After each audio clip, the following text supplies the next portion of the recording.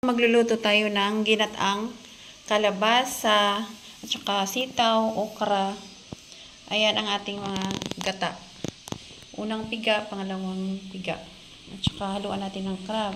Ayan, nagiwa na ako ng bawang, sibuyas, saka luya. Ayan, igisa na natin. Ayan, lutuin na natin. Ayan, nagisa na ako ng bawang. Ayan.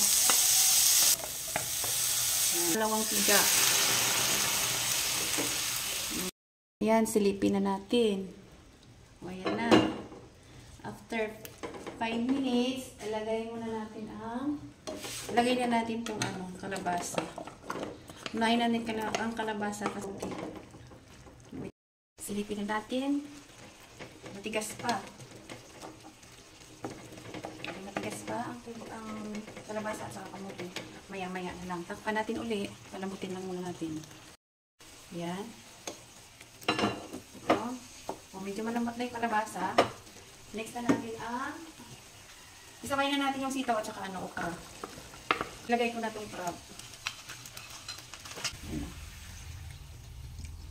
Ayan. Takpan lang natin yan. Mabilis lang naman maluto yung yung sitaw at saka okra. Takpan na natin. Pakuluan na natin muna. Ayan na po, malapit na maluto. Nilagyan nyo ng konting asin, dinagdagan ko yung asin.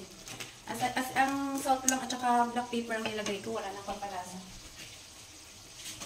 Sa inyo naman po yun, kung lagyan yung pampalasa, ako hindi na. Kasi matamis, na siya, masarap. Kami lang naman magkakain ito. Sarap na. Wala lang. Lagyan na natin ang konting asin pa. Malasa na siya. Ito na.